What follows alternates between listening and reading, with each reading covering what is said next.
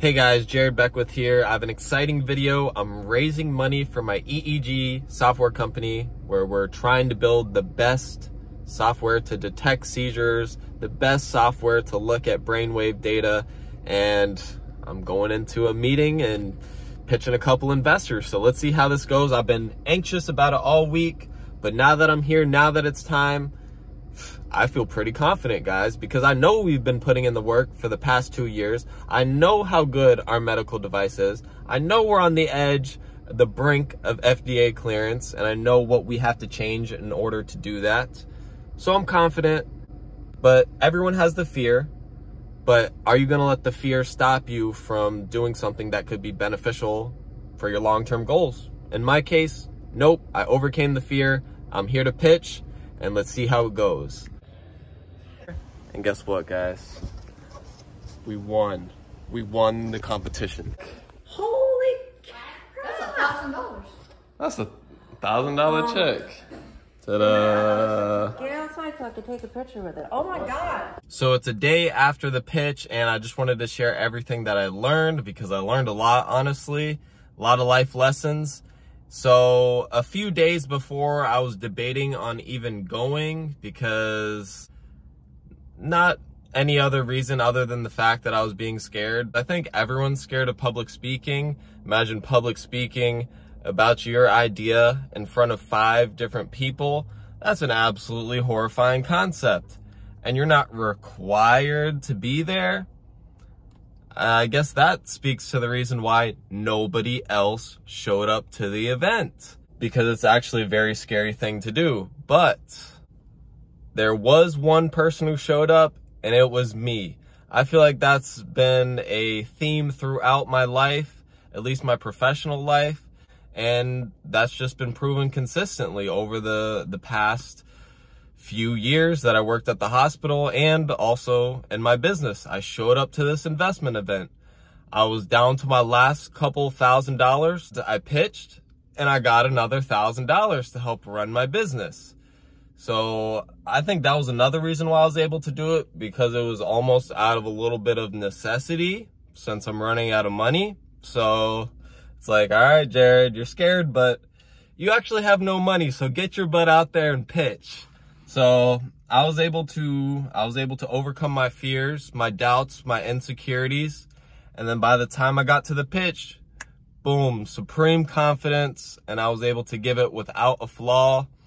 And it was a very good training environment too, because the judges who were the investors, they were able to give me good outside feedback about my pitch. And this was amazing because these aren't necessarily people in my industry. These are people who are hearing about my idea for the first time.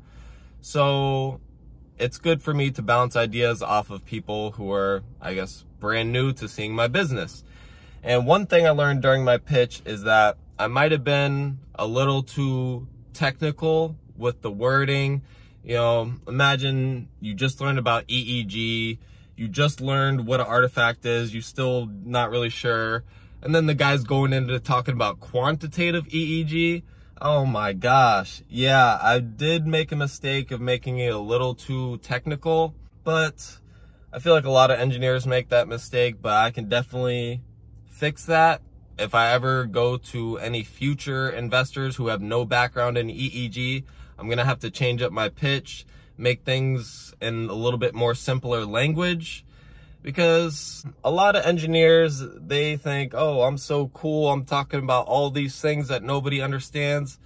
If nobody understands it, you're not doing a very good job at communicating. You failed in that regard. You did good on the engineering, but in the communication part, you failed. So I need to be better at that, which I would have never known until I went out and pitched my ideas. So that's very good feedback. The next thing the judges brought up is, how are you going to protect your intellectual property? How are we going to make sure other people don't steal our ideas and implement it into their own software and then I'm irrelevant?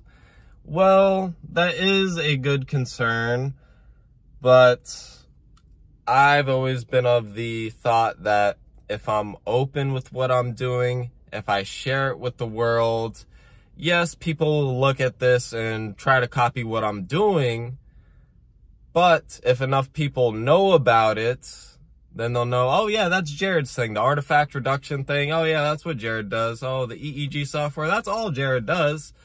And then I think good things will always come back to me. And if someone can really take some stuff from me and make a better artifact reduction software, then I mean, I guess I just lost, right?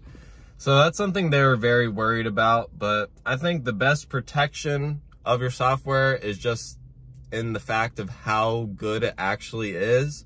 So if we keep improving it every single week, getting better and better, you can't just have some random company rip it off and try to put it into theirs, because it would just be a bootleg version of mine. Are you guys really gonna want the bootleg version of Ion? No. But it is a valid concern. I need to look more into trademarks, patents, all that stuff. Another piece of advice the investors gave me is they asked me the question, so let's say either you, your brother, your dad, you're not able to work on the business anymore. How would the business go on to continue? I was like, well, I don't see any of us ever stopping working on this. We're making so much progress. Things are going so great. But they're like, yeah, but let's say worst case scenario, something crazy happens. I'm like, huh, okay, that's actually something to think about. I haven't really thought about that.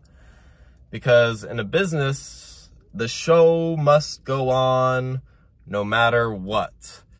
I mean, yes, I can be the backbone of the business, but let's say 20 years from now, if I don't want to do this and I want to do a different business, how do we continue to grow the EEG software business?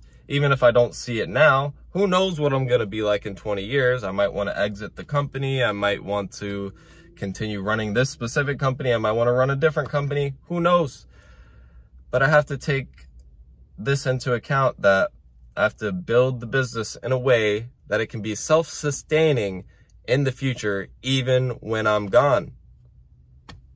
So Ion means the eternal being, so I have to set it up in a way so that it can be an eternally lasting company to detect seizures. So the last piece of feedback they gave is, they asked me, Jared, what is the biggest weakness in your business? I had to sit there and think for a while. I was thinking for about 10 seconds on stage. I'm like, all right, Jared, there's got to be a weakness to our company. What is our Achilles heel? I have to know this so that we can protect against it. And I kept thinking. I'm like, no. Told him, I really don't see a weakness in our company. I don't see another company being able to compete with us on this very specific field. We only do one thing. We've been proving that we've been doing it well. We've been able to market ourselves. Oh yeah, that's one thing that I made the judges laugh when I was talking about, I talked about the engineering side, and then I talked about how we have the marketing side. I'm like, I said something along the lines of, yeah, of course I'm great at marketing. I'm the only one who showed up here, and made them all laugh. So that was the one part where I went off the script of my presentation. And that's the part where their eyes were kind of glazed over on the engineering part.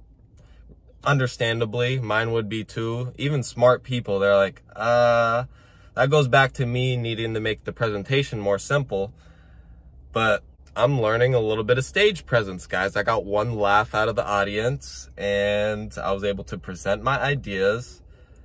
I don't really see our company as having any major weaknesses, and as long as we don't give up, we will be victorious. This is another small win on the road to many other wins. We won $1,000, super excited, which this $1,000 might mean more to me than any big check I might get in the future because of how little money I have right now. Hope you guys enjoyed my recap of my adventure. And remember, guys, sometimes if you just show up, nobody else will show up, and you'll be left alone, and you'll just win by default. That's what happened here at my pitch competition.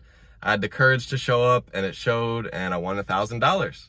So thank you all for watching. I'll see you guys on the next video. Hit the like button, and love you guys.